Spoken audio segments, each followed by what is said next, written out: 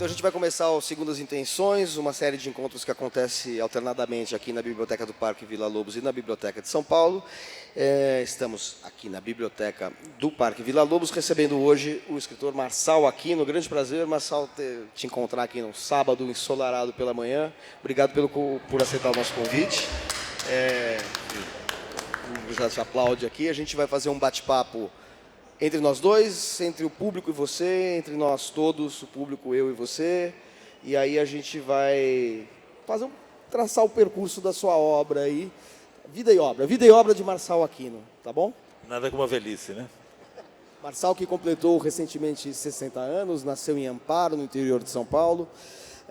Romancista, contista, roteirista, jornalista. Jornalista já faz tempo que não é mais. Né? O jornalista Ninguém deixa de ser jornalista, não é? É verdade. Acho que ninguém deixa de ser jornalista. Marçal fez jornalismo na PUC de Campinas, né? Nasceu em Amparo, como eu falei, fez jornalismo na PUC de Campinas, trabalhou na Gazeta Esportiva, no estado de São Paulo, e foi jornalista policial do Jornal da Tarde, quando então colheu aí uma experiência que, em boa parte, contribuiu para sua produção literária, que teve início com As Fomes de Setembro, livro de 1991, me corrija se tiver alguma data errada.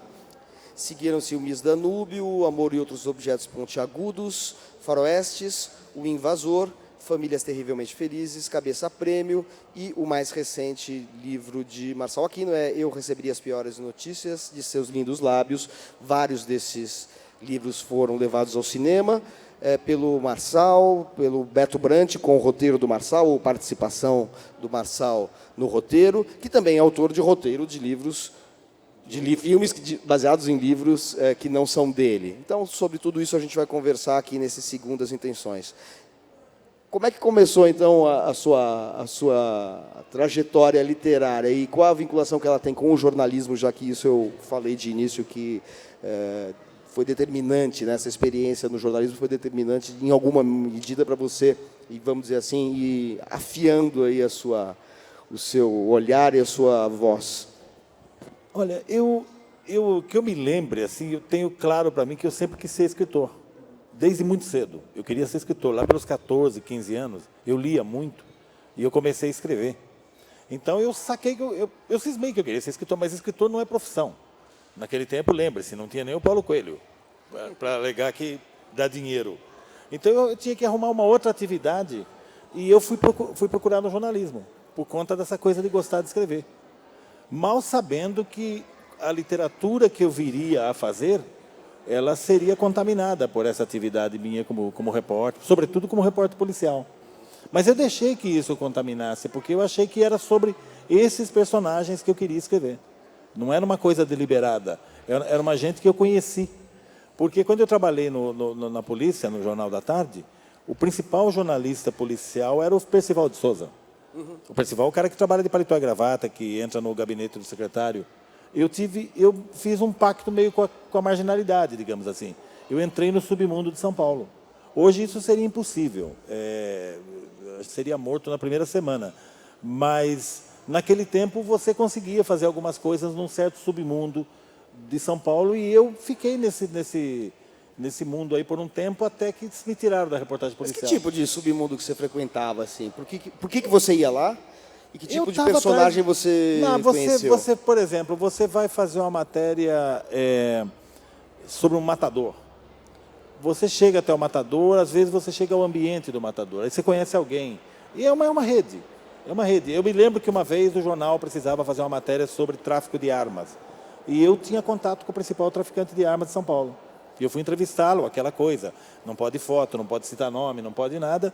Mas então eu vivi algumas situações com a marginália que me interessaram. E aí você acaba estabelecendo alguns vínculos. Porque se o cara te dá uma entrevista e ele confia em você, a ponto de dar uma entrevista para você falando sobre a atividade ilícita dele, ele pede algo em troca, ele pede a sua amizade. E aí você é obrigado a frequentar churrascos com caras que você sabe que estão sendo... A polícia pode chegar a qualquer momento. Você acaba vivendo algumas situações. Mas eu estou falando de uma época de São Paulo que não existe mais. Eu estou falando dos anos 80. Hoje isso, com a presença das facções, hoje é a realidade policial paulistana, do Brasil, na verdade, mudou muito do tempo que eu era repórter. Eu escrevia na reportagem policial, ecoando uma reportagem policial romântica que tinha vindo um pouquinho antes de mim, que falava da Boca do Lixo, do Hirohito, tinha todo um... Isso era uma coisa... E eu hoje olho para trás e vejo que a minha época também era romântica, pensando no que ganhou fazer... o romantismo... O tempo deu visto a ela... a partir do presente. Né? Deu um róseo que não é verdadeiro, mas estou dizendo, essa realidade que eu olhei, que eu vi, não existe mais. Você teve conheceu algum criminoso, assim como o Hirohito? O Hirohito, você mencionou o Hirohito, foi... Como é que era o nome do Hirohito de verdade mesmo? Era o... Teve um filme recentemente, tem um livro famoso. 3, 4 anos. Tem um livro famoso que ele fez, um livro chamado Boca do Lixo. Ele era um bandido. Ele era um bandido de uma época da década de 60. Ali da região da Liberdade, Bom Retiro. Época do os esquadrões da morte. O Brasil, assim, vivendo o período ditatorial talvez mais intenso, né, que é a virada para os anos 70, mais agudo. Então é todo um clima... Mas aquilo, na minha época, era falado de forma romântica. Mal sabia eu Mas você chegou a conhecer alguma personagem comparável a Hirohito? Não existiam mais. Foi uma época, talvez, que você considera romântica, mas não deixou grandes personagens na vida real, digamos assim. Não, se eu me lembro, era o auge do assalto a banco ainda, porque o assalto a banco saiu da Lei de Segurança Nacional e os caras voltaram a assaltar banco. Então eu tinha, por exemplo, conhecia gente que fazia isso. Para quem não tem idade para saber, pertencia à Lei de Segurança Nacional antes, porque era vinculada ao terrorismo, né?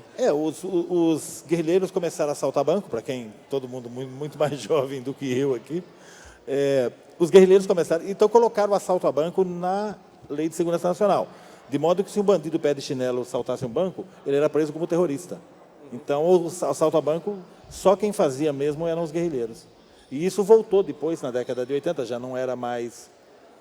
não existia mais a Lei de Segurança Nacional, e os caras voltaram a assaltar banco da mesma maneira. O crime tem uma curiosidade, ele é sazonal. Alguém inventa uma coisa e eles vão fazendo... Por exemplo, nesse momento tem muito essa coisa de explodir caixa eletrônico. Em cidades do interior do Nordeste, por exemplo, onde o efetivo policial são 2 policiais. Então chegam caras, assim, 20 caras muito bem armados, com uma estratégia de ataque definida, e fazem, são o chamado de novo cangaço, né? O pessoal do novo cangaço. Então, o crime eu acho assim, tem o crime da moda, ele está na moda. E, às vezes, é por necessidade dos criminosos. Por exemplo, hoje é mais difícil você entrar num banco com problema de porta eletrônica, tem uma série de obstáculos. E aí, então, é mais fácil roubar o caixa eletrônico. E aí, o que acontece? Um dos roubos mais praticados é de explosivo. Tem toda uma cadeia alimentar no crime que eu me interesso muito pouco por isso hoje.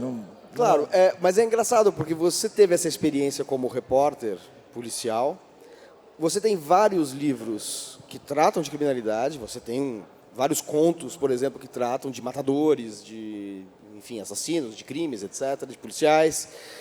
E, no entanto, você não é um escritor policial, mas essa imagem ficou um pouco marcada, ficou grudada em você. Acho que um caso semelhante é o da Patrícia Mello. Da Patrícia Mello. Que publicou o primeiro policial dela recentemente, que é o Fogo Fato. Policial no sentido lato sensu, sim. Mas não tem jeito, alguns adesivos são colados na gente durante a vida, mas eu acho que não me incomodo, não. Eu acabo entrando no mundo, por exemplo, eu sou convidado para eventos policiais, que eu adoro, fora do Brasil. A Semana Negra de Rijon, Buenos Aires agora em outubro tem Semana o quê? Semana Negra de Rijon, lá na Espanha. Espanha? O que é isso? É uma semana negra do romance noir, né? É literatura negra. Buenos Aires agora em outubro tem um evento chamado Buenos Aires Negra. Também vai lançar uma antologia, eu vou fazer uma mesa lá, fazer uma fala. Então eu acabo participando de mais festas do que um escritor que não teria pecha de policial. Brincadeiras à parte, não me incomoda. Eu só acho o seguinte, dizer que o que eu faço é literatura policial é redutor. É claramente redutor, porque a minha literatura vai a outros lugares, está com outros objetivos. Claro, não me incomoda. Eu me incomodei muito quando começaram a falar de mim assim, como um roteirista que escrevia uns livros. Eu falei, não, eu sou um escritor que escreve uns roteiros. E isso é uma nuance aí. E se não te chamassem nem de roteirista, nem de romancista, nem de contista, mas de poeta, o que você teria a dizer, já que você tem um livro que tem um livro de 1984, que é o seu primeiro livro de poemas, que tem um nome muito singular, A Depilação da Noiva no Dia do Casamento. O que foi exatamente esse livro? Que eu não conheço. Isso é uma informação que eu peguei preparando essa conversa aqui. Eu também não conheço. Eu já fiz vários encontros com o Marçal, mas toda vez que eu vou fazer um novo encontro, eu preparo e tal. E dessa vez eu descobri não sei, eu acho que eu tinha batido por essa informação nos encontros anteriores. Eu não tinha visto isso. Esse livro existe? Você tem? Ele vale dinheiro na estante virtual, hein? É? Vale bastante dinheiro. Não, esse livro é o seguinte... Você sustenta esse livro ou você renega? Claro, Está cheio de escritor que renega o primeiro livro, o livro de poesia. É igual catapora, você não pode negar que você teve. A poesia é isso. Eu gosto muito de ler poesia, mas eu não sou poeta, evidentemente. Mas eu comecei porque eu me envolvi com aquele movimento de literatura marginal, quando eu fui estudar em Campinas, e com o tal poesia marginal. E eu tinha umas coisas, eu sempre escrevo umas coisas que não são poemas. Pô, senão como é que fica quando você vai ler o Drummond, Murilo Mendes, Jorge de Lima, Manuel Bandeira? É vergonhoso, né? O que você faz não é poesia. O que eu faço? Eu sou um prosador. Com boa vontade, eu sou um prosador. Eu não vou dar minha opinião, porque confesso que eu não li seus poemas. Que bom. Falei abertamente aqui que a sua produção poética eu não conheço, mas eu gostaria de ler, tipo, se você tiver um exemplar. Não tem. Eu acho que é uma coisa de época. É totalmente de época. É uma maneira de chamar de poesia uma coisa que talvez eu não considero poesia hoje. Então, por uma questão de higiene e para o bem da poesia brasileira, eu nunca mais publiquei nada. Agora, Marçal, tem uma coisa curiosa que, assim, falando da relação com... Nós abordamos aqui a sua experiência como... Duas coisas completamente diferentes. A sua experiência como repórter policial e agora o seu trabalho como poeta. Na sua prosa, agora falando do seu trabalho, o trabalho que é aquele que te coloca num lugar muito importante na literatura brasileira contemporânea, o seu trabalho como romancista, seja o seu trabalho como contista, tem na escrita, embora o seu assunto seja, vamos dizer assim, pontiagudo, como você diz no título de um dos seus livros, seja uma realidade pontiaguda, você tem uma espécie de poética minimalista dentro dos textos. Tem um lirismo dentro da sua... A temática amorosa, por exemplo, quando aparece, ela aparece de maneira muito intensa, embora muito econômica. Mas tem uma poeticidade e um lirismo na sua prosa de ficção. Isso, de alguma maneira, tem a ver com esse trabalho poético? Não, acho que tem a ver com a leitura de poesia. Eu leio poesia constantemente. Tem poetas que eu acompanho. Eu acompanho poetas brasileiros lendo com muito... Não são muitos, não. São alguns. Por exemplo, acaba de sair um livro maravilhoso do Paulo Henriques Brito. Eu estou lendo esse livro. Esse é um livro de poemas. Agora, eu leio poesia sem nenhuma expectativa de escrever poesia. O que acontece é que, na hora de escrever, eu acho que o fato de eu ler muita poesia acaba dando esse tom lírico em algumas passagens. Mas geralmente são assuntos brutos. Aliás, o título do seu livro mais recente é um poema. Eu receberia as piores notícias dos seus lindos lábios. É quase um... É um verso de bolero ruim, né? Como diria um amigo meu, é um verso de bolero ruim. Não, isso me ocorreu, esse título. Eu gosto de títulos longos. Eu acho que o título só não pode ser maior que o livro. Eu não gosto muito de título longo, porque na hora que eu vou fazer a apresentação ou a mediação de um autor, eu tenho sempre que ter aquela concentração, não posso errar agora. Faça como eu, faz colinha. Ó. Os que ganham são você e o Evandro, que por coincidência esteve no Segundas Intenções na semana passada, lá na Biblioteca de São Paulo, que tem aquele livro, O Mendigo que lia sabia de cor. Já não sei se sabia ou lia de cor. Sabia de cor os adágios de Erasmo de Roterdã. Isso é um pesadelo de todo apresentador. Minha mãe se matou sem me dizer adeus. Minha mãe também. Exatamente. Bom, mas vamos lá, então. Vamos começar a sua carreira literária. Carreira literária é uma coisa uma expressão um pouco estranha, mas de qualquer maneira, vamos começar aí pontuar o momento que você surge na literatura. Seu primeiro livro de contos, então, depois desse livro de poemas ao qual a gente fez referência, é As Fomes de Setembro, que foi um livro de 91 e ganhou um prêmio na Bienal Nestlé, né? Que aliás é um evento de saudosa lembrança. Muito. Esse livro é um livro que eu vim escrevendo ao longo da final da década de 70, quando eu comecei a escrever, e ao longo da década de 80. É uma espécie de antologia. Portanto, você começou a escrever antes da sua atividade como jornalista. Eu estava escrevendo, e um dia apareceu esse concurso, e uma namorada minha passou isso para o computador, porque eram textos digitados, E a gente inscreveu meio de brincadeira. Eu sabia que era um concurso pesado. Participavam escritores, não havia nenhum tipo de impedimento. Escritores consagrados participavam. Era um prêmio em dinheiro muito grande. Era um prêmio muito bom. Eles editavam o livro, eles lançavam o livro, que é outra questão importante. Porque eu vim escrevendo contos porque eu sou um produto da década de 70. Eu entrei com 12 anos na década de 70, saí com 22. São os principais anos da minha formação como leitor e como escritor. Então, quando eu chego na década de 80, eu estou escrevendo contos. Só que a década de 80 não quer saber de contos. A década de ouro do conto tinha sido a década anterior. Aquela grande coleção da Ática, que o Giro tocou e tal. E eu tinha, então, um negócio que ninguém queria publicar. As editoras recebiam o meu livro, eu mandava para a editora dizia que eram ótimos, mas eles não se interessavam em publicar. Gostado que você está fazendo essa observação. Eu lembro que numa das Bienais Nestlé, eu não sei qual delas, eu fui e tinha uma mesa lá que era assim, Loyola, Ricardo Ramos, o João Antônio acho que não estava, mas assim, realmente, os anos 70 são os anos do Loyola, do Ricardo Ramos, do Rubem Fonseca, do Dalton, que até podem ter vindo de antes, mas assim, ali se catalisou, né? Domingos Pellegrini, Luiz Vilela, Sérgio Santana, é um timaço.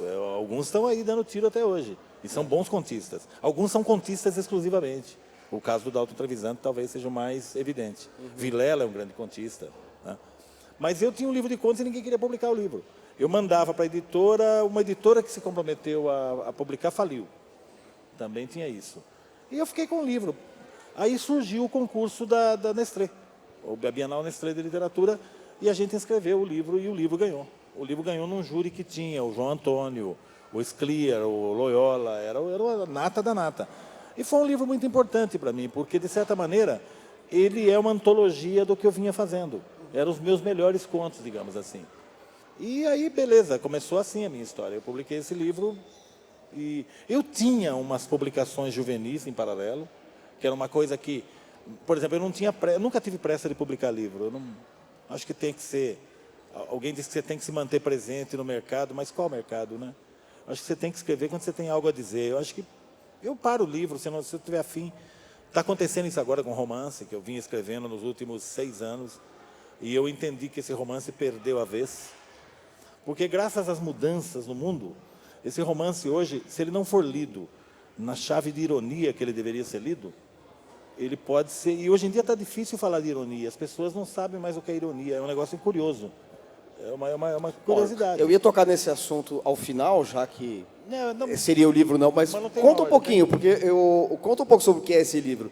Eu tive notícias longínquas assim, desse livro, uma delas... dada pelo Ronaldo Bressani, que 2 vezes, em 2 finais de ano, ele foi no programa Metrópolis, da TV Cultura, onde eu trabalhei durante muito tempo, e a gente fazia um programa em dezembro sobre as perspectivas para o ano seguinte. Ou final de dezembro, ou comecinho de janeiro, de qualquer maneira, quais eram as perspectivas. Eu acho que em 2014 e 2015, salvo engano meu, o Ronaldo Bressani foi lá e nas 2 vezes ele falou, não, porque agora deve estar saindo um novo livro do Marçal Aquino, que é um romance picaresco, que tem muito sexo, é um romance picaresco grande, ele falou, um romance grande, tem uma pegada assim picaresca e tem muita sexualidade, tem muito sexo no livro. Eu lembro que ele falou essas 3 coisas do livro, ele anunciou o livro 2 vezes como o grande lançamento do ano seguinte, nós estamos em 2018, e o livro vai sair quando? Não, agora o livro não vai sair. O livro, eu resolvi deixar o livro na gaveta. O livro chama-se A Felicidade Genital. Aí, e aconteceu uma coisa curiosa. Ele é uma farsa histórica. Se passa no Brasil Colônia. É uma farsa erótica. Ele acompanha as peripécias de um trio de amigos durante o Brasil Colônia, em ano indefinido, sem pesquisa histórica. E é uma comédia. Eu esperava muito, desde o começo desse livro, eu tinha um pouco de dificuldade, porque eu pensava assim, como é que eu vou informar para o meu leitor que eu estou brincando? Esse é o grande problema. Porque o livro tem uma coisa, aquele ar sério. Gente, as pessoas levam super a sério as coisas que você faz brincando. Eu criei um psicanalista no meu romance. Gente, eu quase fui parar na polícia por causa desse psicanalista. Primeiro, pessoas me perguntavam assim, ele existe mesmo? Qual romance? Eu Receberia? O professor Schamberg. O professor Schamberg virou uma criatura. E eu tomei o cuidado de fazer o nome dele de modo que você, se fosse um sobrenome judaico, está errado. Seria Scheinberg, não Schamberg, como eu fiz. Eu tomei esse cuidado. O que aconteceu? As pessoas iam me entrevistar e perguntavam, o cara existe? Eu, não, o cara não existe, o cara é personagem. Mas ele parece que existe. Eu falei, ótimo, mas não existe. O Cúmulo foi uma editora do Rio, me ligou e me disse o seguinte, eu preciso de sua ajuda para localizar o professor Schamberg, porque eu quero publicar o livro dele aqui no Brasil. E eu disse, só se eu inventar o cara, porque o cara não existe. Então eu tomo muito cuidado com certas coisas que você faz, e que pode, você estar com uma intenção, elas assumem. E literatura é muito isso. O Humberto Eco dizia que ele acreditava, sem nenhuma base estatística nisso, no sentido de uma pesquisa, mas ele falava que ele tinha uma convicção íntima que 10% dos leitores apenas entendiam, tinham o chamado distanciamento irônico, que entendiam que aquilo que estava no papel não era a verdade literal ou alguma coisa que tinha acontecido com os escritores, e sim obra de ficção. Ele não estava falando, ele não estava falando do Brasil, hein, Humberto? Ele estava falando da realidade em geral. Eu não gosto nem de falar nisso, porque dá uma sensação de que eu estou propondo uma coisa autoritária. Eu estou indicando a maneira como o livro deva ser lido. Não é verdade. Cada livro é lido por uma pessoa dentro das suas possibilidades. É assim comigo e é assim com qualquer leitor. O que ocorre é o seguinte, esses nossos tempos são tempos muito agudos, gente, de uma intolerância com quase tudo. E muito pouca paciência para figuras importantíssimas no que eu escrevo, como a ironia, por exemplo. Então, o meu temor é que um livro onde eu estou brincando o tempo todo, a ponto de ter um cachorro, quem conhece cachorro, é um Shar-Pei, é aquele cachorro todo enrugado. O cachorro chama Botox, em 1700 e pedrada. Mas eu morro de medo de que alguém leve isso a sério. Então, eu resolvi, e o pior de tudo não é isso, é que o livro pode, se ele não for lido numa chave irônica, eu vou ser acusado de ser misógino. E vai ser uma das maiores injustiças de que... Então eu resolvi fazer o seguinte, deixar esse livro... Eu não tenho pressa. Em que época se passa? 1760. Não tem como não ser uma realidade misógina, né?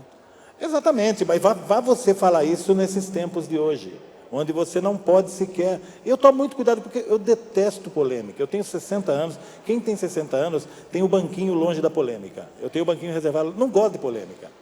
E outra, eu não vou ficar dando bula como os meus livros devem ser lidos. É ridículo isso. Eu gostaria que o livro continuasse sendo uma experiência particular, pessoal, privada, de cada um. Mas eu olho para o meu texto hoje, relendo o que eu escrevi nos últimos 6 anos, e eu digo isso. Eu não teria dificuldade em dizer que esse é um livro misógino. O Philip Roth era acusado por menos que isso. Então eu falei o seguinte, como eu não tenho pressa, eu não pago aluguel com literatura, o livro vai ficar na gaveta, à espera de tempos onde homens e mulheres voltem a se entender. Se vocês tiverem alguma pergunta para o Marçal, por favor, levantem a mão, porque a gente precisa levar o microfone até vocês para fazer a captação da audiovisual da pergunta. Tá? Alguma pergunta para ele? Senão a gente vai continuar aqui batendo papo. Por enquanto, não. Legal. Marçal, bom, então estamos aí, a gente fez um breve... Um salto do tempo para frente para falar do romance que ainda vai sair, se sair, né, como você disse. Mas precisamos voltar aqui, então, para os primórdios da sua obra literária. Depois do As Fomes de Setembro, você publicou o Miss Danúbio. E no Miss Danúbio é um livro...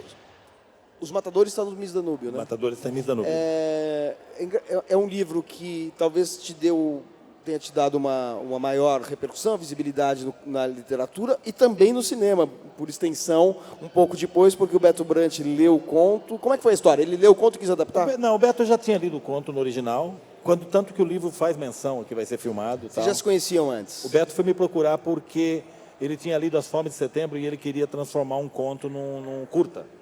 Foi ele que foi me procurar, a gente ficou amigo, e quando apareceu a oportunidade dele escrever um longa, eu dei para ele Os Matadores, que era um conto, que era uma novela, que virou conto, etc. E aí eu entrei na história como roteirista, é o início do meu trabalho como roteirista. Miss Danúbio, o Miss Danúbio tem importância para mim, porque, de certa maneira, define o universo preferencial sobre o qual eu vou escrever. Começam a aparecer ali as tais das histórias de periferia, os dramas criminais estão ali. Eu acho que ali é uma espécie de divisor de águas no que eu vinha fazendo. Eu entendi sobre quem eu queria falar. E as personagens da cidade, né? Que eu acho que é uma marca da sua literatura, é que ela compõe uma galeria de personagens muito complexa. Uma galeria muito ampla de personagens urbanos, né? Eu gosto muito eu digo o seguinte, eu não escreveria se eu não andasse na rua. essa coisa do repórter, né? Eu acho que é o cacuete que fica do repórter. Eu sou o cara que gosta de andar na rua, olhar as pessoas. Eu gosto de ouvir conversa alheia. Eu conto brincando sempre que a tecnologia me prejudicou, né? Hoje em dia não tem mais linha cruzada em telefone. Eu adorava pegar uma linha cruzada e ficava ouvindo. Então, porque surgem histórias espetaculares. Eu vivi situações, mas eu tinha vergonha de falar disso. Falar, não, eu não posso contar que eu escuto conversa alheia. Aí um dia eu vi uma entrevista do Naum Alves de Souza, o grande Naum. E o Naum falou assim, metade do meu material é linha cruzada. No Rio de Janeiro, você tirava o telefone do orelhão, tinha gente falando. E eu ficava ouvindo. Porque as pessoas contam histórias maravilhosas, é daí que vem o meu impulso literário. As pessoas falam assim, as pessoas no dia a dia são capazes de momentos de extrema poesia. Eu falo, basta você estar atento. Então eu ando na rua, eu ando olhando as coisas. Eu digo assim, eu nem preciso fotografar. Tem gente que gosta de fotografar, eu não preciso fotografar. Eu passo na Liberdade, tem um mendigo catando lixo na lixeira e está usando uma camiseta onde está escrito, gente, é para brilhar. Eu falo assim, esse é um recado para mim. Sabe, esse cara vai aparecer no meu escrito. E assim por diante. Então, salvo engano meu, essa frase é um verso do Mayakovsky na tradução do Augusto Caetano Veloso, pelo grande Caetano Veloso. Mas é que eu acho que é traduzido pelo Haroldo e Augusto de Campos, Provavelmente. ou dos dois. E aí chega o Caetano no gente. Gente é para brilhar, não para morrer de fome. Então você fala assim, puxa, a realidade, ela dá muito para a gente. Quando você está de olhos e ouvidos abertos, então eu acho uma delícia. Eu gosto de andar na rua, eu sou andarilho, eu estou atento às pessoas. Hoje em dia eu resolvi esse problema botando fone de ouvido. Você está no metrô, você põe fone de ouvido, o cara fala as maiores barbaridades perto de você, porque acha que está ouvindo música. Então você põe o fone de ouvido e faz cara de paisagem. Faz cara de quem está ouvindo, assim, música da nova era, sabe? Aquela coisa... É uma coisa que também a tecnologia acabou, é bisbilhotar a leitura alheia, né? Antigamente as pessoas tinham livro no metrô, no ônibus, tal. Atualmente as pessoas vêm lendo no celular. Eu ando muito no metrô em São Paulo. Eu tenho visto pessoas, muitas pessoas, a ponto de encher o coração de esperança, lendo o livro convencional de novo. Sabe, é curioso. Eu tenho notado que mais e mais... Agora, o predominante é cada um no seu mundo ali, dentro do seu celular e ponto. Isso é inevitável, a gente vai viver com isso daqui para frente. De que maneira você incorporou essas novas tecnologias na literatura? Você tem alguma... Eu não me lembro agora, uma pergunta mesmo de curiosidade. Você incorporou, por exemplo, no caso o Calbido eu receberia Imagine, é fotógrafo. Trabalha com fotografia analógica. Trabalha com fotografia analógica. Em algum momento você incorporou novas tecnologias assim? Você acha que isso é uma coisa que vai acabar sendo incorporada no seu trabalho? Não, eu acabei tendo de fazer isso quando eu escrevo roteiro. Roteiro de televisão, eu faço séries policiais. Então, agora é o seguinte, tem uma informação interessantíssima. 90% das ocorrências tem imagem, câmera de segurança. E isso é um elemento narrativo. Você fala assim, eu preciso provar isso. Ué, a câmera do estabelecimento tem lá. Então, você tem que trabalhar com essas... Aí sim, celular. O celular existe. Então, está dentro da cadeia. Então, aí sim. Mas na literatura, eu, na verdade, estou escrevendo sobre tempos indefinidos, onde pessoas não falam em celular. Sabe? Eu não sei, talvez seja saudosismo, né? Mas eu adoro essa ideia de que você está trabalhando num tempo, não está definido quando não tem referências culturais para que você possa identificar, e, no entanto, não tem acesso às tecnologias, que eu acho sem graça.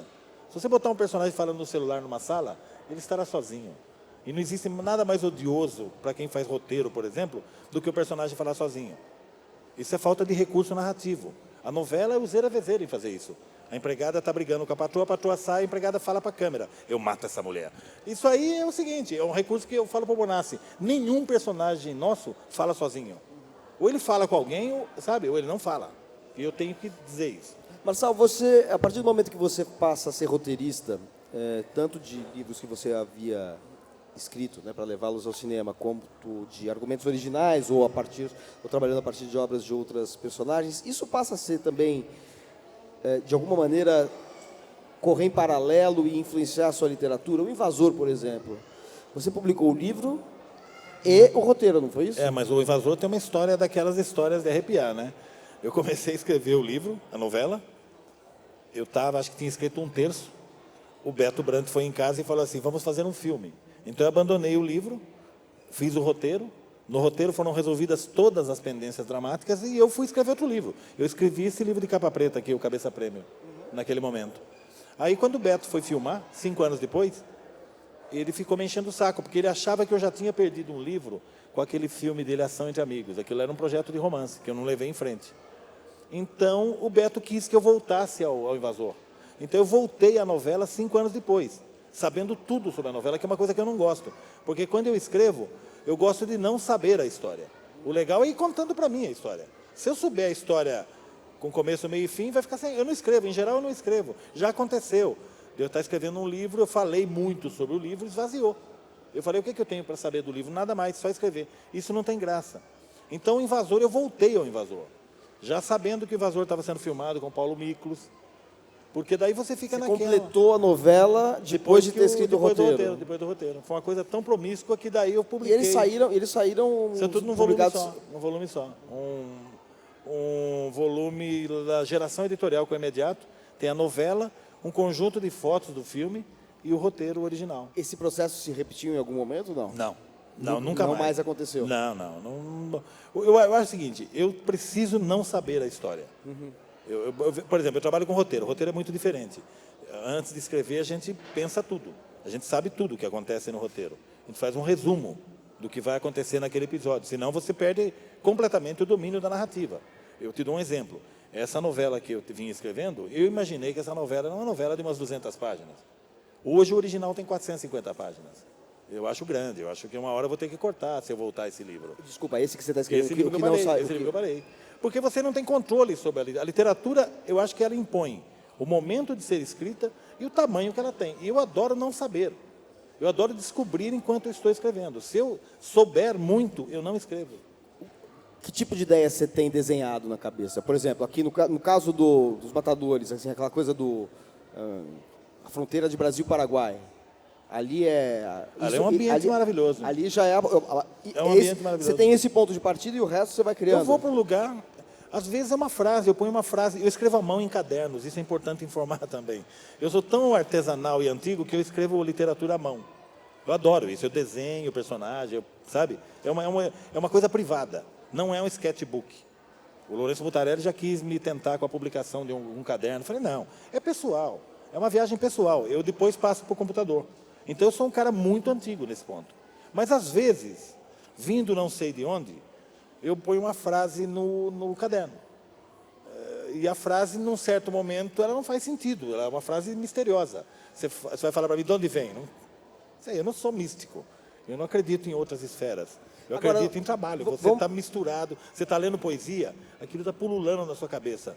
Sabe? Você lê um poema que te desafiou, porque o poema não é entendimento. O poema é sensação. Um bom poema não deve explicar o mundo para ninguém. Deve fazer o cara inquieto. Então, você fica com aquilo e, de repente, eu ponho uma frase no caderno que não tem nada a ver com o poema. Ela veio, de alguma maneira, de algum lugar, ao meu encontro, eu olho aquilo e digo, que interessante, eu vou ver o que tem por trás. O Eu Receberia foi isso. Eu tinha um título que eu achava muito bom, ninguém gostava, mas eu achava muito bom, que é Eu Receberia as piores notícias dos seus lindos lábios. Um amigo meu falou que era um verso ruim de bolero. E eu tinha uma frase. Como surgiu esse título? Eu estava andando na rua, pensei isso. Eu nunca fico me perguntando muito assim, não. E olha que mas você lembra, assim? Eu anoto, né? Eu anoto porque esqueço. Na cama, deitado, antigamente, eu tive até gravador. Você tinha uma ideia genial no meio da noite, né? Aí eu gravava. No dia seguinte, eu ouvia aquilo, não fazia nenhum sentido. Então, eu desisti dessa história. O que é forte, volta. O que é forte, volta. Eu já vi exemplos onde eu voltei ao mesmo lugar. Enfim... Eu tenho uma frase. No caso do Eu Receberia, para não citar de memória, já que o livro está aqui, eu escrevi num caderno isso aqui. Não adianta explicar, você não vai entender. Às vezes, como num sonho, vejo o dia da minha morte. É uma coisa meio espírita, um flash. E embora a mulher não apareça, eu sei que é por causa dela que estão me matando. E tenho tempo de saber que não me deixa infeliz o desfecho da nossa história. Terá valido a pena. Eu tinha isso aí escrito num caderno. Eu falei assim, tem uma belíssima história por trás disso aqui. E eu vou achar essa história. E eu comecei a contar. Na hora eu pensei, aonde se passa a história? Eu lembrei que eu tinha feito matérias no Garimpo, lá no Pará. Falei, excelente lugar para uma história. E assim, e aí os personagens vão surgindo. E você começa daí a... Tem coisa que parece que veio, né? Baixou santo, né?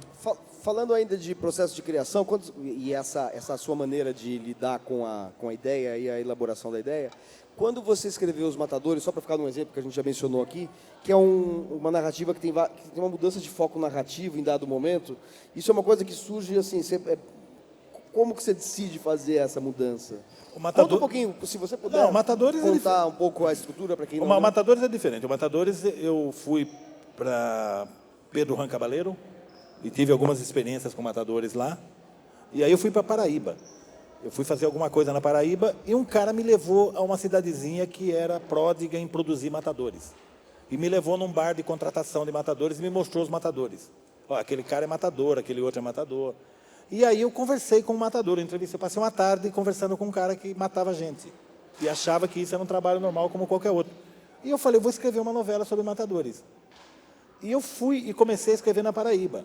E eu tinha a seguinte ambição. Você termina de ler o primeiro capítulo, quando você lê o segundo capítulo, ele faz revelações sobre o primeiro, é a cobra mordendo a própria cauda. Eu usava essa coisa do... Só que, sem saber a história... É um problema. Quando você sabe a história inteira, você consegue manusear essa coisa do tempo. Eu não sabia a história. Chegou no momento, travou. O livro travou num certo momento e eu deixei. Fui fazer outra coisa. O Beto leu isso aí. Aliás, é o que me transforma em roteirista de uma forma muito interessante. Porque o Beto resolveu filmar isso aí, que é um pedaço da história, e chamou o Fernando Bonassi, que é meu parceiro de escrita, e o Vitor Navas, que era parceiro do Bonassi na época. E eles ficaram 1 ano e meio escrevendo um roteiro. E eu acompanhei o processo. E o Beto nunca ficava satisfeito. O Beto dizia para mim, não está pronto, falta coisa aqui. E um dia, num bar de molecagem, eu falei para o Beto, sabe uma coisa, Beto? Se eu tivesse escrito a novela até o fim, teria acontecido isso e aquele outro. Ele disse, é o que falta para o roteiro, caralho. Você precisa me ajudar a escrever o roteiro. Então, nós fomos para o Paraguai, vivemos uma vivência no Paraguai com pistoleiros, o diabo, o pessoal da pesada lá. E quando nós voltamos... Eu fiquei 70 dias trabalhando no roteiro com o Beto. A gente reescreveu o roteiro. Aí, então, com todos aqueles elementos que eu teria colocado na novela. E aí virou filme. Quer dizer, que não foi só no Invasor que isso aconteceu. Mas eu não voltei para o texto literário. Ah, você manteve. Aí não, não tinha. O que está no texto literário não é necessariamente... A versão que ele tinha lido dos Matadores estava preservada. O que você alterou foi o roteiro em si. Só Invasor que eu mexi no literatura. E eu acho que é uma experiência ruim para mim, porque eu já sabia a história. Claro. Não, tudo bem. É que do jeito que você contou, eu tive a impressão que os Matadores também tinham ficado incompleto e que ele tinha lido uma versão o Bonassi não deu conta do roteiro porque eles não tinham a base literária. Eles não sabiam onde a história ia. Eu sabia da história, mas não tinha escrito, porque eu tinha abandonado quando eu travei. A cobra mordendo o rabo, eu vi que não dava para contar. Tem coisa que você não pode contar. A literatura tem uma coisa, eu nem sabia, né? Tem um negócio chamado estatuto literário, né? É bonito. E você deve respeitar isso na medida do possível. Por exemplo, você está narrando na primeira pessoa, se você não esteve num certo ambiente, você não pode falar dessa... Você terá que ter sido informado por alguém. É uma coisa sutil.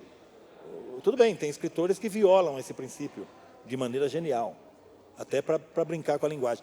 Mas eu, como sou um escritor realista, nos meus livros, se alguém voar, tem que explicar. É assim. Perfeito. Uma observação. O Marçal trouxe aqui 2 exemplares do Eu Receberia as Piores Notícias para quem não tiver o livro e fizer perguntas para ele. Uma chantageada bacana, hein? Tem já a pergunta? Você tem o livro? E vai fazer uma pergunta. Tá vendo? Uma pergunta espontânea, né? Bom, antecipadamente agradeço o livro. Uma observação e depois a pergunta. Você falou que você gostava do tempo e que tinha linha cruzada. Mas aí você sabia toda a história dos dois lados. Hoje a gente anda na rua, no metrô eu ando, e tem uma pessoa falando com alguém do outro lado, e falando tudo, e descarrega, e você fica imaginando o que o outro está respondendo ou está falando. Isso é interessante para quem está escrevendo, trabalhar a cabeça. E a pergunta que eu faço, o roteiro, você escrever roteiro atrapalha a sua linguagem literária quando você está escrevendo o livro, ou vice-versa? Você é literário, você vai escrever um roteiro, uma coisa interfere na outra, atrapalha a outra, vicia? Eu acho que a literatura me ajuda a ser roteirista, o contrário não. O roteiro não me ajuda a ser escritor. Pelo contrário, eu acho que você trabalhar 6 horas com roteiro chega à noite e a sua disposição para escrever é zero. Você não vai fazer literatura. Na verdade, fazer roteiro é muito diferente de fazer literatura. No meu caso é mais grave ainda, porque eu nunca escrevo roteiro sozinho. Eu tenho um cara sentado comigo, lado a lado, e diz, o que o cara fala aqui agora? O que é o Bonassi? E isso dá uma outra dimensão para esse processo. Porque antes de botar no papel qualquer coisa, eu preciso convencer o Bonassi. Da mesma forma ele, quando ele diz para mim, não, bota aí que o cara está de blusa verde. Eu digo, por que verde? E aí ele tem que...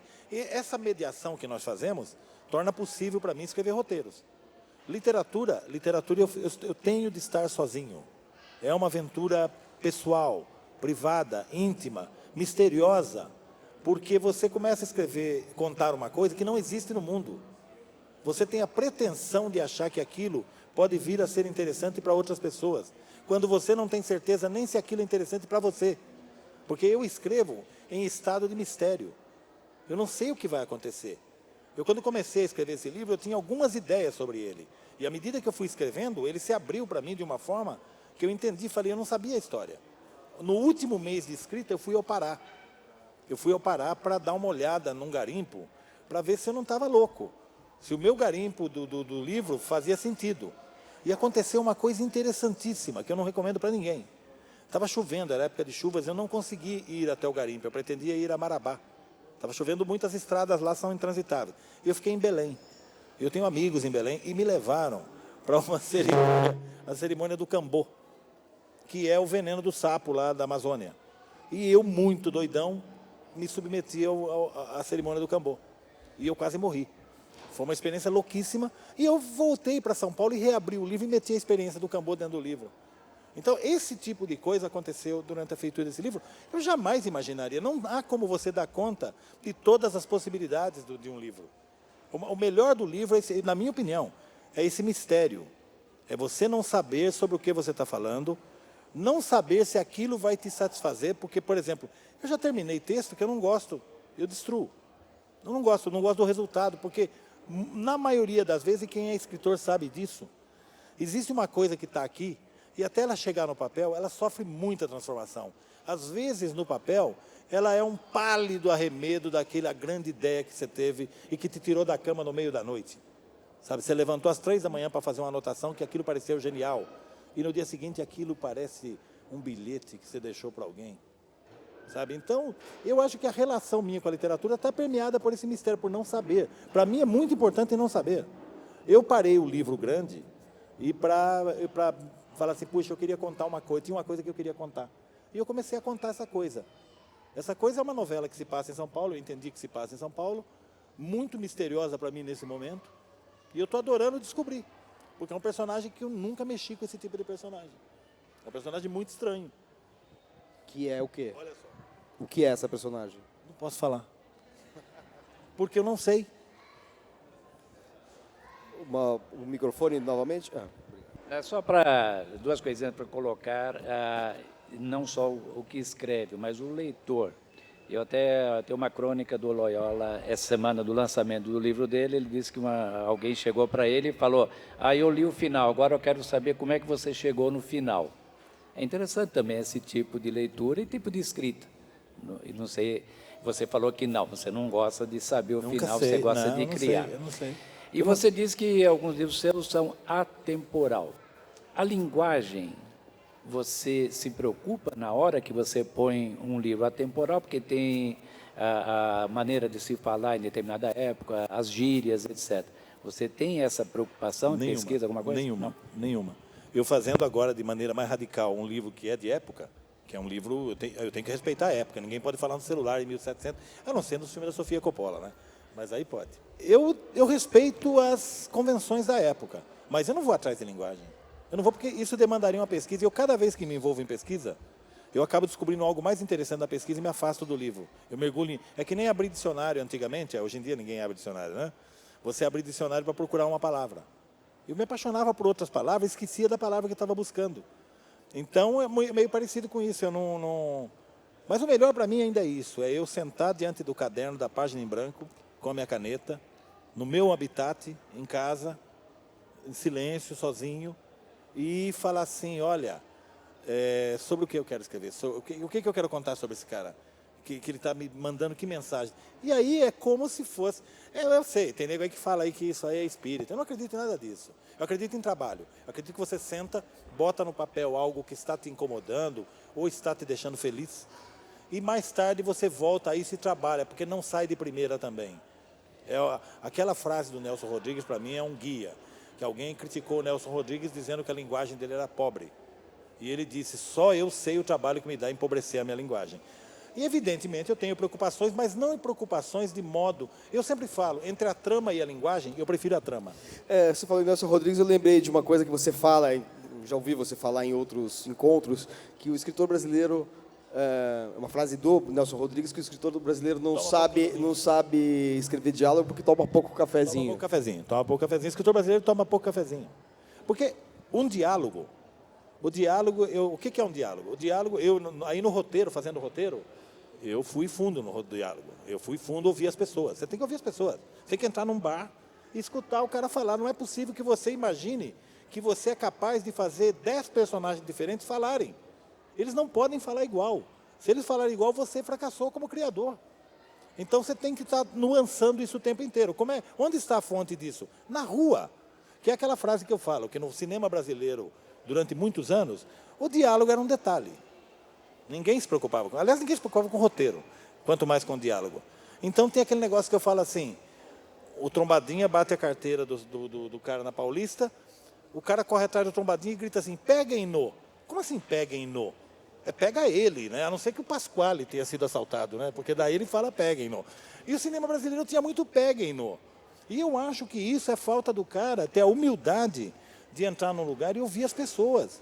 Eu vou a bares e eu sou o cara que senta no balcão e fica ouvindo as nuances. Eu falo, olha só, e palavras maravilhosas que a gente não usa no dia a dia, e elas surgem. E você fala, eu vou anotar isso aqui porque eu vou usar. E isso, o que acontece com um bom diálogo? Aquele diálogo que você ouve e você tem a sensação de que você já falou aquela frase. Isso dá a qualquer coisa, seja um texto literário ou seja um produto audiovisual, dá uma coisa chamada verossimilhança. Você acredita que é verdade aquilo. E o que é que nós estamos tentando fazer o tempo inteiro? Mesmo com bichos voadores. Tentando dizer que existe uma verdade fora desse lugar aqui. Que esse lugar, a verdade daqui é sonho. Temos mais uma pergunta. Prazer estar com você aqui, falando das suas histórias, do teu processo criativo, né? Mas eu queria que você falasse um pouquinho do personagem. Por exemplo, no Invasor, eu achei interessante, apesar de você não reputar como uma obra, vamos dizer assim, compartilhada, mas o personagem, quem é a moral na história, o Invasor, que é um assassino profissional, de repente ele dá lição de moral ao longo da história. Certamente isso, quer dizer, imagino eu, veio dessa tua experiência jornalística policial e dessa vivência e relacionamento que você teve com algumas dessas pessoas. Provavelmente. Então, você poderia falar um pouco mais sobre esse personagem? Bom, o Anísio. O Invasor, para mim, surgiu quando eu fui fazer um freela de economia. Eu estava trabalhando como repórter freelance redator, me encomendaram uma entrevista com um presidente de multinacional brasileiro que estava voltando de uma longa vivência nos Estados Unidos, família americana, e eu fui entrevistar esse cara sobre economia. Pauta bonita, beleza. Quando acabou a entrevista, nós ficamos conversando amenidades. E eu disse a ele, e São Paulo, na época, estava passando por uma onda de muita violência. Era uma daquelas... E eu perguntei para ele como é que era a experiência de ter morado tantos anos nos Estados Unidos, numa cidade do interior dos Estados Unidos, provavelmente uma cidade muito pacata, e vir morar em São Paulo. E ele me surpreendeu com uma declaração muito ingênua. Ele falou assim, não, mas eu não tenho contato com a realidade. Eu vou da fábrica para casa de helicóptero. Os meus filhos vão para a escola com guarda-costas e carro blindado. E eu? Ele falou, eu não tenho esse contato com essa realidade. Essa realidade não me ameaça. E eu olhei para ele e disse para ele, note uma coisa, a sua cozinheira provavelmente mora na favela. E o segurança seu é da periferia. Eles já estão dentro da sua casa. Quando eu disse eles já estão dentro da sua casa, eu fiquei apaixonado pela ideia de pegar um personagem da periferia e deslocar ele para o centro. Para um personagem que, por culpa das pessoas do centro que contratam ele para um ilícito, não conseguem se livrar dele. Esse, para mim, é a origem do Invasor. É o começo do Invasor. E aí tem toda você vai crescendo com o personagem. O Beto, na hora de fazer o filme, o Beto não se baseou no meu personagem do livro. Ele pegou o personagem do livro e aplicou sobre uma pessoa com quem ele estava tendo um relacionamento naquele momento. Era um marginal de Santos, que virou amigo do Beto, não me lembro que circunstâncias. Acho que o irmão do Beto, que é médico, tratou desse cara, e esse cara se aproximou do Beto. E esse cara, o trabalho dele era o seguinte: alguém estava devendo uma grana, ele ia lá receber. Ele era um gangster, um escroque. E era um cara muito interessante. E eu conversei muitas vezes com esse cara e entendi que o Beto estava olhando para aquele personagem. O meu personagem do livro era outro. E no fim, nem uma coisa nem outra, porque o Paulo Miklos é outra coisa ainda mais diferente. Essas são as mágicas do cinema, né? Imagine o Beto inventar o Paulo Miklos como ator. É uma coisa. Então o personagem, para mim, era muito definido pelo que está no livro. Que ele é um cara que, em momento nenhum, ele apela para a violência. A presença dele coage os caras que contrataram ele para matar o sócio. E aí é uma escalada social. Eu vou mostrar ele no final, ele chega no topo. A única coisa que me manteve como desafio, que se manteve como desafio para mim no livro, é que o livro é narrado na primeira pessoa. O cinema é narrado na terceira pessoa, você desloca o foco narrativo. O filme, sobretudo, cada hora acompanha um personagem. O livro não, o livro é narrado na primeira pessoa. Sendo narrado na primeira pessoa, alguém me falou daquela história do estatuto literário. O meu personagem só poderia falar do que ele soubesse. Então eu já sabia a história inteira, o invasor literário conta só um pedaço da história. Isso me tornou o personagem muito mais rico para mim, porque era uma dificuldade. E detalhe, é o personagem que morre no fim. E dizem que você não pode narrar com alguém que morre no fim. E eu lembrei do Machado e falei, não, pode narrar com gente morta, sim senhor. Zíbia Gasparetto, né? Pode narrar à vontade com gente morta. E aí foi assim que eu fiz o Invasor. Temos mais uma pergunta ali. Eu só queria te perguntar, você tem esse livro? Bom, então agora foi um para ele e outro para você. A sua pergunta não será premiada, a não ser que você peça para o Marçal, depois você combina com ele te manda um exemplar ou você retira em algum endereço. Eu recebo o livro a cada nova edição, eles me mandam 20 exemplares. É bacana, mas eu fico com livros e não faz sentido, o livro tem que andar. Eu pedi para você falar um pouquinho mais do seu processo de escrita do roteiro, a partir de uma ideia, quando você senta, a sua disciplina, você falou que conversa com outro roteirista também, né? Como é que se dá esse trabalho até o final, até você finalizar o roteiro? Faz 10 anos que a gente trabalha junto todos os dias. Quando estamos aqui em São Paulo, ele vai até a minha casa, porque ele tem crianças. Essa pessoa a quem ele se refere é o Fernando Bonassi. Puxa, Fernando Bonassi, um grande escritor, roteirista. E o Bonassi, então, ele vai até a minha casa, 9 horas da manhã, a gente toma um café, a gente sobe para o meu escritório, a gente senta e a gente vai se deparar com o problema daquele dia, qual seja. Se nós estamos escrevendo uma série, nós temos os personagens já definidos, então a gente não precisa ficar buscando esses personagens. O que vai acontecer com ele hoje? Eu gosto muito de trama. Para mim, trama, o meu assunto é trama. Eu geralmente sou o cara que fala, vai acontecer, e aí nós vamos discutindo isso, num primeiro momento. Então nós sabemos uma coisa muito tênue sobre a história. Olha, dessa vez ele vai fazer isso, vai acontecer aquilo, e pronto, nós temos uma ideia geral. Nesse momento, a gente escreve um negócio que é um argumento.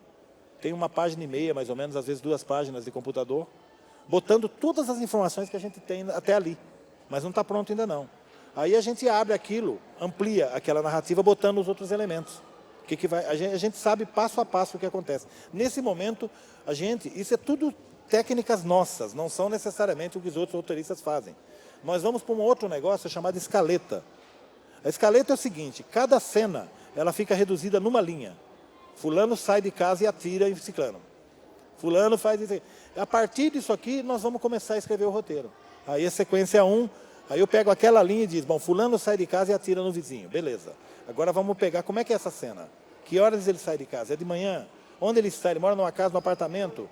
Por enquanto, eu não quero que o público saiba por que ele está dando tiro no vizinho. Eu quero que fique uma cena que o espectador vai falar, opa, o que é isso? Aí nós vamos contar o motivo pelo qual ele deu tiro no vizinho. Então aí nós passamos a escrever o roteiro a partir dessas anotações que a gente fez. Quando a gente já tem os personagens principais, a necessidade é só criar os personagens adicionais, que vão entrar só naquela história. E aí é mais fácil, porque daí, por exemplo, eu estou num presídio. 90% do tempo eu estou dentro do presídio, então o meu assunto é preso. falando do Carcereiros. Se tratando do Carcereiros. É. Então, eu tenho assim 90% das aventuras e passo lá dentro. Mas como o cara sai, vamos aproveitar e fazer também umas histórias dele aqui fora. Marçal, o nosso foco aqui é literatura, mas o assunto do roteiro é fascinante, né? Tanto que teve essa pergunta. E aí a gente teria que fazer uma distinção entre, pelo menos, 3 tipos, no mínimo 3 tipos de roteiro. Um roteiro que você faz a partir de um livro. Adaptado. Um roteiro que você cria do nada. Original. E um roteiro de um filme e um roteiro de TV, que é diferente, imagino.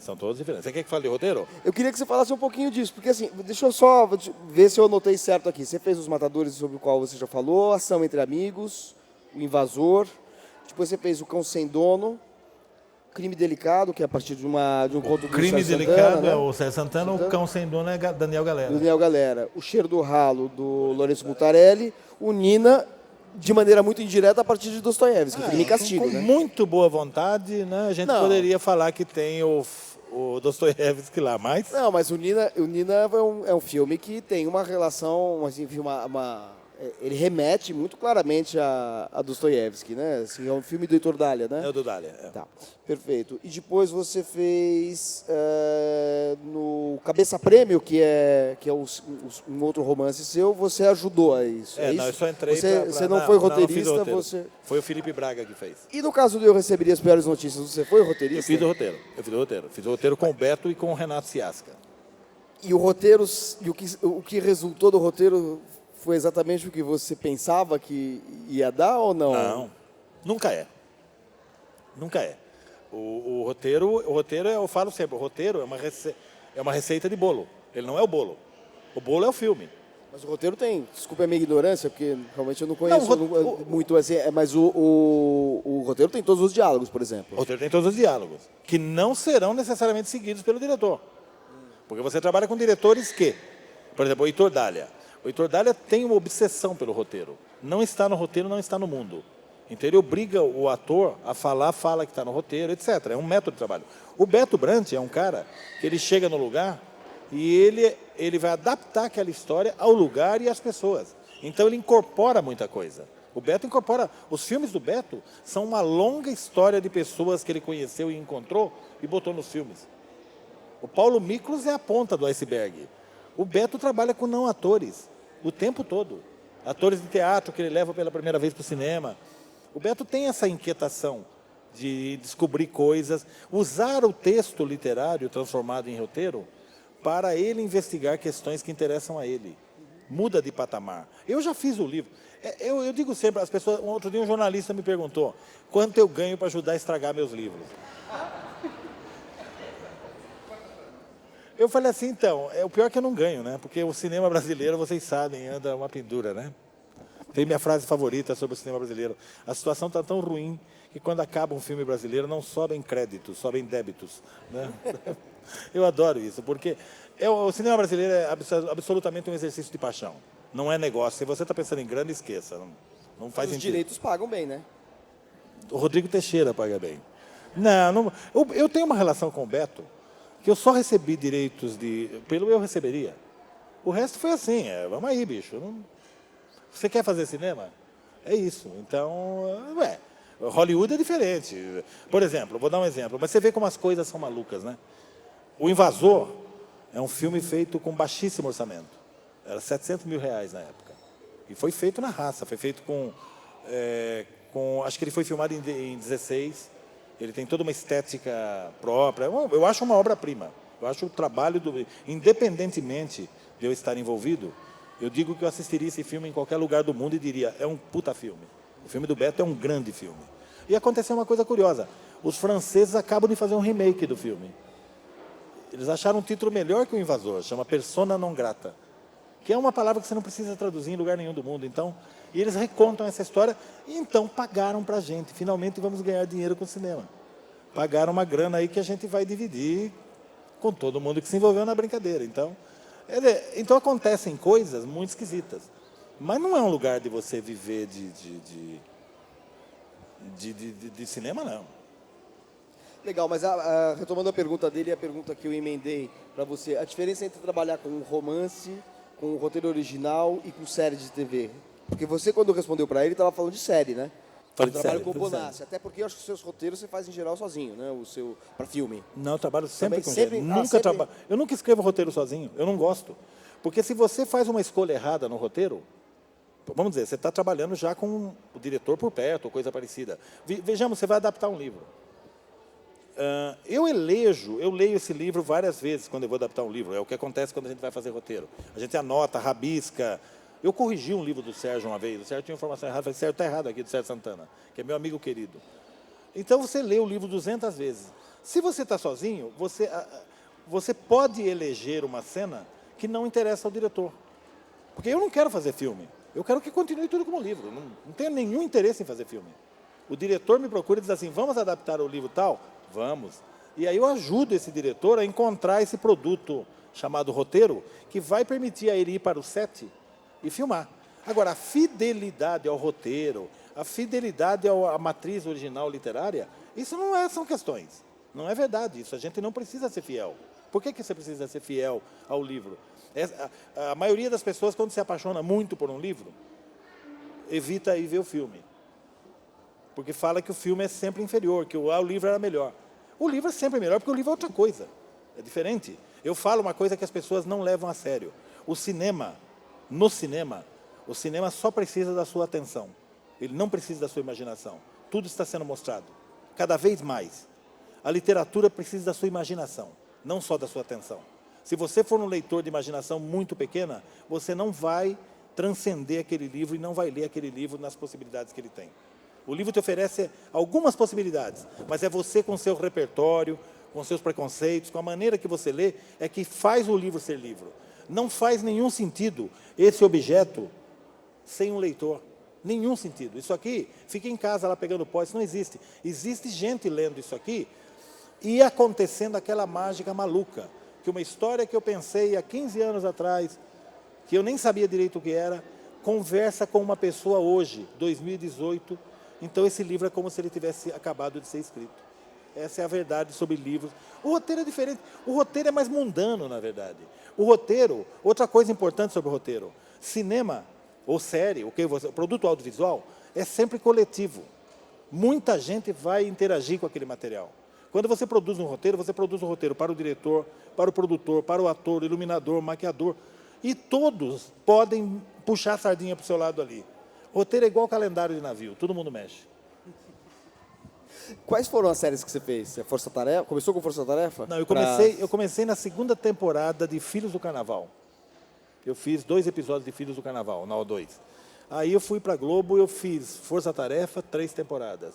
Eu fiz O Caçador, Supermax e Carcereiros. E agora vai ser Carcereiras. Nós vamos... Supermax o que era? Supermax era um delírio de um diretor chamado José Alvarenga Júnior, que nós nos envolvemos e deliramos junto com ele. Era uma série de 14 episódios. É uma série que se passa... é como se fosse um reality show num presídio não inaugurado no coração da Amazônia. E os caras são trancafiados lá e perdem o controle sobre o presídio. Então, a tarefa deles passa a ser escapar do presídio. Do ponto de vista narrativo, é uma série que brinca com gêneros. Você tem lá o suspense, o terror, a aventura, o policial. Era essa a ambição. E aí a gente chamou um monte de roteiristas, 6 roteiristas, para nos ajudarem. E esses roteiristas, cada um mais ou menos de uma especialidade, deram uma contribuição para o Supermax. Supermax é uma coisa, é um produto quase de ficção científica, que é uma área que eu não milito, não conheço, não entendo. Eu fui o cara que botou a coisa de pé no começo, dizendo, olha, é assim, assim, assim. Mas depois entraram os caras e cada um deu a sua contribuição. Foi maravilhoso. Você tem um romance que é o Cabeça Prêmio, que eu acho que é o romance mais cinematográfico que você escreveu, né? Eu acho que ele é mais cinematográfico do que o Receberia as Piores Notícias, né? Não sei, pela velocidade. Não sei é uma se você narrativa concorda. policial sem nenhuma pretensão, sem nenhuma pretensão literária. Não é isso. Mas eu não tinha pretensão. Mas ela é literatura, mas é uma literatura que tem uma cadência, uma velocidade que é cinematográfica realmente. Eu queria ter publicado como esses livrinhos de banca, que eu achava que era um romance B. A Kozak, Naif, na época, jamais fez uma iria edição, permitir isso. aliás tem uma edição belíssima, uma edição ilustrada. Não, virou um outro negócio. Mas eu queria publicar de maneira marginal. Eu tinha acabado de fazer aquele livrinho Faroestes, com o Joca. Eu tava à margem do mercado editorial. Não, eu achava o seguinte, o livro brasileiro tem 3.000 leitores. É uma seita. É uma seita. Tem igreja que tem mais gente do que a literatura brasileira. Porque a tiragem média de um livro brasileiro é 3.000 exemplares. Então, se você pensar bem, é tão pequeno isso aí que eu falei assim, não, vamos fazer livro que dê prazer para a gente. Eu fiz um livro de contos que eu acho uma maravilha do ponto de vista conceitual. Porque tudo nele conduz para o conflito. Desde a capa do livro, que é o livro que eu fiz com o Joca Terron. O Joca tinha uma editora chamada Ciência do Acidente. E eu vi o livro que ele fez para o Nelson de Oliveira, era o único caso de livro brasileiro que não tem o nome do autor na capa. É uma coisa impressionante. E eu quis fazer o Faroeste. Então, aí eu preparei o livro. São confrontos policiais. O livro foi tratado dessa maneira, graficamente. Ai, olha aí. Isso aqui é uma pequena joia. Essa é uma pequena joia. Então, eu falei assim, mas isso é a margem. O que aconteceu foi o seguinte, esse livro começou a ser lido na imprensa, na Folha, no Estadão, na Veja, e as livrarias queriam o livro. E o Joca, eu tinha combinado com o Joca, de fazer 1.000 exemplares apenas, e nós iríamos lançar em várias cidades do Brasil. Bem mambembe. Eu queria acentuar esse caráter mambembe do que é ser escritor no Brasil. Sabe? Só que eu já era um escritor, muitas aspas aí, conhecido. Então, quando eu publiquei um livro fora do mercado, o mercado comentou o livro. O livro foi resenhado. Então, aí eu e o Joca fomos lançar em várias cidades, Belo Horizonte, Brasília, Rio, Curitiba. E, beleza. Quando as livrarias começam a pedir o livro, o Joca não tem para entregar. O Joca não tinha CNPJ, era uma editora marginal. Então, o livro virou uma lenda. Todo mundo ouve falar do livro, o que melhorou ainda mais, porque daí ninguém vê os defeitos do livro, né? Todo mundo fala, aquele seu livro, fala, ótimo. É isso. Eu tinha duas perguntas. Eu falei do Cabeça Prêmio, porque eu tenho duas perguntas que, de alguma maneira, estão relacionadas ao cinema. A primeira delas é que você usou uma epígrafe de um diretor de cinema, o Sam Peckinpah, que ele fala assim, eu gostaria de conseguir fazer westerns, né, filmes de Velho Oeste, como o Kurosawa fez. Que é um comentário muito irônico, porque o Kurosawa não fez filmes do Velho Oeste, ele fez... Então, mas ele levou para o Japão.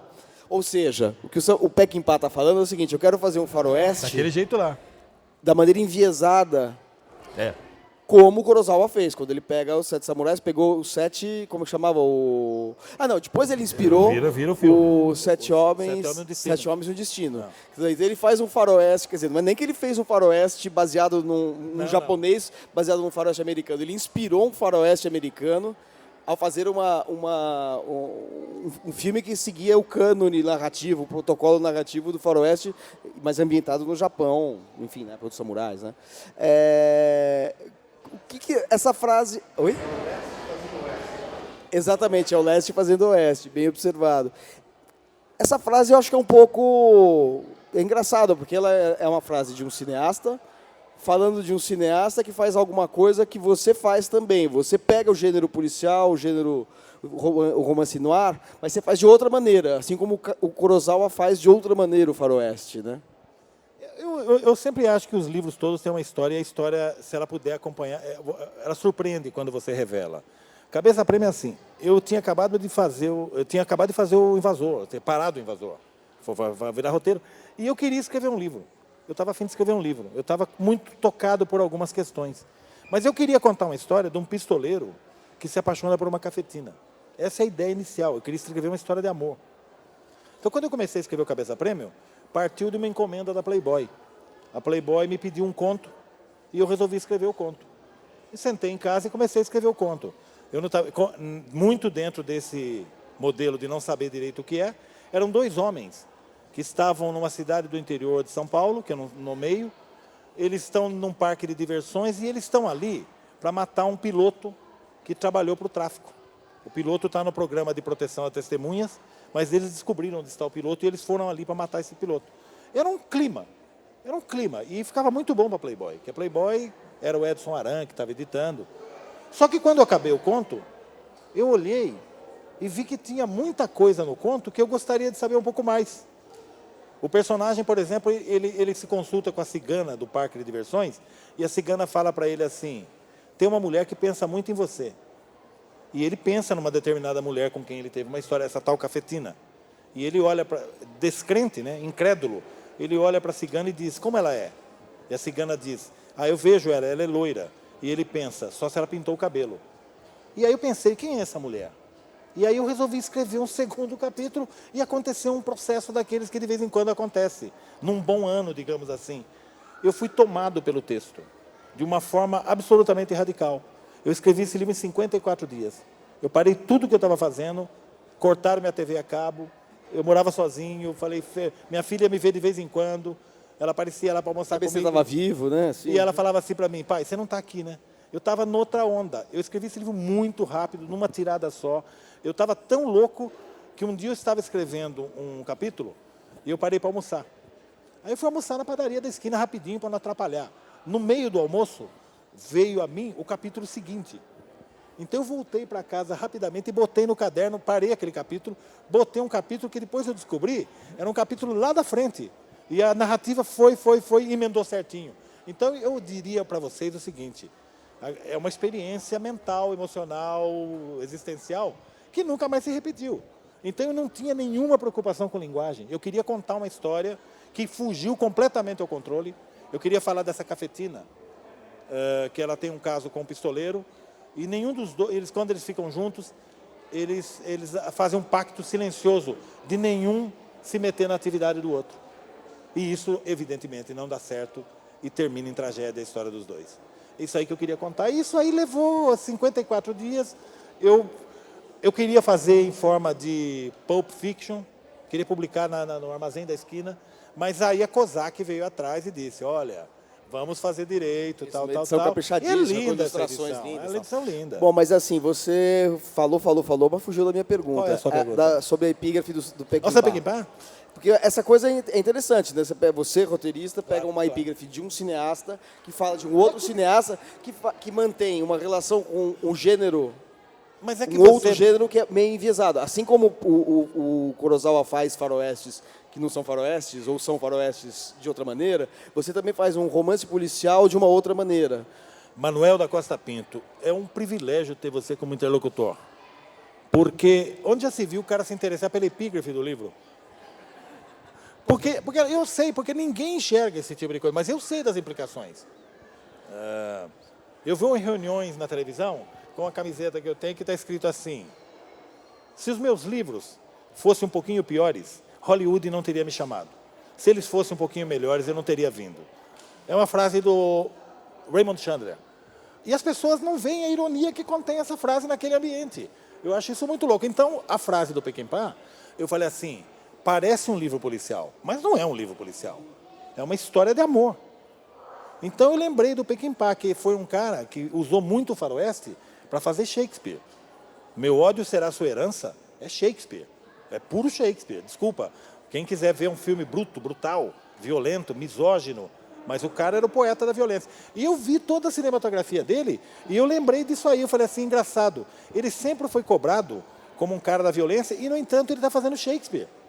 Os filmes do Peckinpah são filmes... Eu sei, ele era completamente louco, né?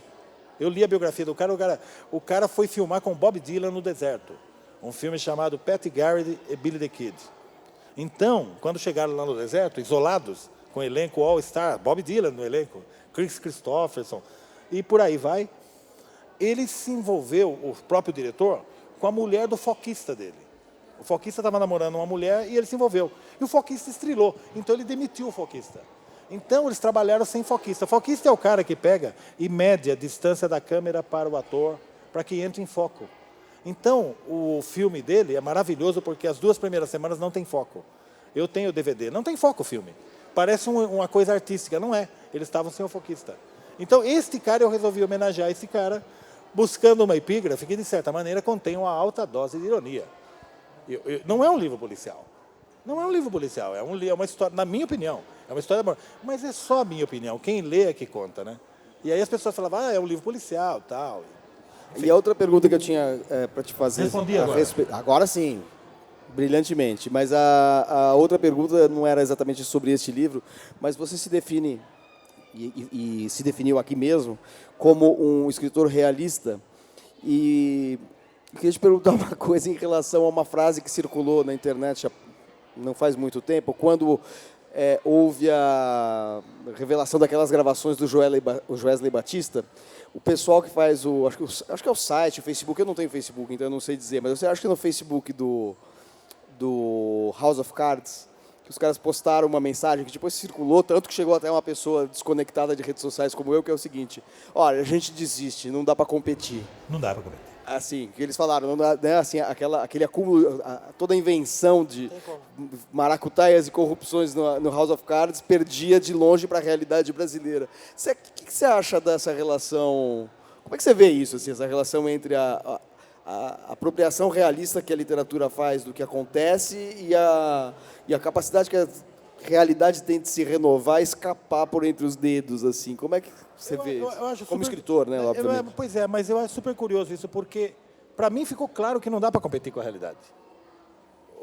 Pensem vocês, o cinema americano já pensou em tudo, menos num ataque para as torres gêmeas da aviação comercial. Ninguém apareceu com um roteiro lá disso. Isso é a realidade. E outras mais. Isso acontece diariamente. Eu vivo uma experiência muito frustrante, que é assim: a gente fica inventando umas coisas mirabolantes para imitar a realidade. A gente põe no ar, né, nas séries, nos livros, etc. Aí vem a realidade e solapa isso de uma forma, mostra para você coisas loucas de uma maneira. Ser humano é a maior das maravilhas. Ser humano é assombroso, porque o ser humano é capaz de umas coisas que você fala assim: o melhor roteirista não é capaz de bolar isso. E todas as histórias que eu me baseei em fatos reais, quando exibidas na televisão, alguém fala assim: ah, mas é inverossímil. Então, eu lido com um negócio que é assim: eu quero que as pessoas acreditem no que eu estou inventando, mas eu não tenho muita ilusão, porque eu sei que o real aí fora, você olha as coisas e você fala assim: nenhum lugar do mundo isso aconteceria. E acontece diariamente coisas absurdas. No mundo onde eu transito, que é do meu interesse, digamos assim, esse mundo dos conflitos, da polícia, que eu sempre gosto desses assuntos aí, são coisas absurdas, coisas que você fala assim: não é possível. Por que está acontecendo isso? Que momento da história do homem é essa? Onde as pessoas fazem coisas inacreditáveis. Coisas assim, tanto de um lado quanto do outro, poético ou não. E é preciso que a gente tente enxergar um pouco de poesia nisso. Mas é difícil, porque é uma realidade muito dura. A realidade brasileira, a realidade latino-americana nesse momento, é muito dura. Nós estamos vivendo um momento muito difícil. Um momento assim de muita violência generalizada. Aí vem o cara dizer que quer liberar armas. Então a gente tem que parar para pensar um pouco nisso, sabe? Eu moro parte do tempo no Rio de Janeiro, que eu acho que a coisa lá é mais presente do que aqui. Não estou comparando cidade dizendo esta é melhor, esta é pior, não é isso. Eu estou dizendo que no Rio, a realidade do Rio está mais conflagrada do que a realidade de São Paulo. Então você acaba vendo coisas no seu dia a dia que você não vê em São Paulo. Então é impossível para alguém que se interessa por esse tema não refletir sobre isso. Eu falo sempre, a nossa grande preocupação ao escrevermos sobre temas violentos, etc., é não fetichizar isso aí, é não transformar isso aí numa coisa atrativa, sedutora. É colocar isso de modo que as pessoas possam parar e exercer um pouco o espírito crítico e pensar se é esse mundo que nós estamos querendo. Aí nós temos que pensar no cara que está querendo liberar a arma lá. É engraçado, você fazendo esse comentário de caráter ético, me lembra uma coisa que uma vez o Cristóvão Tessa me falou, e eu incorporei num texto que eu escrevi sobre você, que eu não citei, foi plágio mesmo, não citei o Cristóvão, mas é uma coisa que o Cristóvão falou, me chamou a atenção, que é a maneira, o olhar que você tem tanto para as pessoas. Sua literatura é coalhada de personagens que pode ser o Meiganha, pode ser o Matador, pode ser o Cafetão, mas também é cheia de pessoas que são vítimas, né? São vítimas dessa realidade o tempo todo. E você tem uma aproximação muito generosa, um olhar muito generoso para isso. Se a gente pudesse fazer um paralelo, por exemplo, quando você pega um livro os contos do Rubem Fonseca, o Rubem Fonseca é muito cruel. No Ele é limite, cínico. no Ele é limite cínico. ou é cínico ou é sádico, né? Assim, em cínico, relação a essa é realidade. E no seu caso, eu falei anteriormente que em algumas passagens de caráter mais em que há em trechos amorosos na sua literatura, tem uma espécie de lirismo minimalista. E transpondo isso para situações sociais e não mais situações amorosas, tem uma generosidade humanista, vamos dizer assim, um olhar generoso para essas vidas que você representa, porque na verdade é como se você criasse essas vidas para também lançar sobre elas um olhar assim ético, de alguma maneira. Não sei se isso é pensado, se isso é projetado, mas isso acontece. Resulta assim, eu diria, para você como leitor. Bom saber. E o Cristóvão me chamou a atenção disso e eu já tinha lido seus livros e identifiquei perfeitamente essa observação dele nas suas narrativas. Vou roubar lirismo minimalista. Já que você roubou, vou roubar também, que é bom. A professora Lígia Chiappini de Moraes disse uma vez na Alemanha que o que eu escrevo é um negócio que se inscreve num lugar chamado realismo romântico. Eu adorei isso aí, porque, enfim, achei a minha escola. Na verdade, é assim, não faz nenhum sentido se você olhar para um personagem e enxergá-lo de maneira plana. Não tentar entender as razões daquele personagem. Não tentar lançar para ele um olhar que busque o que tem de humano nessa brincadeira. Que é o que fundamentalmente me interessa. Me interessa a questão humana. Eu diria, se eu pudesse resumir tudo que me interessa na literatura, é observar o que resta de humano a partir dos conflitos, a partir das relações. E isso é uma coisa que, quando você está olhando para pessoas oprimidas, para minorias, é fácil de enxergar, é tão evidente. Sabe, aquela história, você tem 5 pessoas num ponto de ônibus, uma delas é negra. A polícia para e vai revistar a negra. Isso me interessa. Isso me interessa. Isso interessa a minha literatura muito mais do que pirotecnia verbal. Eu acho que você estabelece e transmite isso para os seus leitores uma empatia com essas... Com os dramas, com esses deserdados, esses humilhados e ofendidos passam. Existe um risco sempre grande de você fetichizar a miséria, a violência. Você tem que tomar uma série de cuidados para... Por exemplo, eu lido com o Matador, que é o personagem principal do livro. Ele tem razões para fazer o que ele faz. Agora, eventualmente não me interessa ficar discutindo essas razões. Eu posso mostrá-lo em ação e fazer o leitor compreender que ele foi conduzido àquilo por... Agora, nunca perder de vista essa coisa que eu falo, das relações humanas. É o que me interessa. Não faz nenhum sentido para mim provar teses. Meus livros não têm nada disso. Meus livros, quando eu fico satisfeito com eles, eles deverão conter uma história contada sobre personagens que, com um pouco de boa vontade, teriam existido. Perfeito. Se vocês não tiverem nenhuma outra pergunta para o Marçal, a gente vai encerrar aqui esse encontro do Segundas Intenções, já deixando o convite para que vocês participem das próximas edições desse evento que acontece aqui na Biblioteca do Parque Vila Lobos e na Biblioteca de São Paulo. As datas e os autores convidados vão estar no site das respectivas bibliotecas. Agradeço também quem nos acompanhou pelo Facebook da Biblioteca do Parque Vila Lobos, né? Então, muito obrigado pela presença de vocês e obrigado, Marçal, por estar aqui mais uma vez. Você já é figura cativa aqui, convidado cativo do Segundas Intenções. É sempre um prazer conversar com você e esperamos pelo novo livro. Como é mesmo o título? Agora não tem mais título. Agora, Qual era aquele título que você falou? Chama-se A Felicidade Genital. Felicidade Genital. Talvez saia com um título modificado, mas nós esperamos ansiosamente que saia logo esse livro. A coisa está tão feia que me perguntaram se é um livro de autoajuda. Obrigado, Marçal. Obrigado a todos.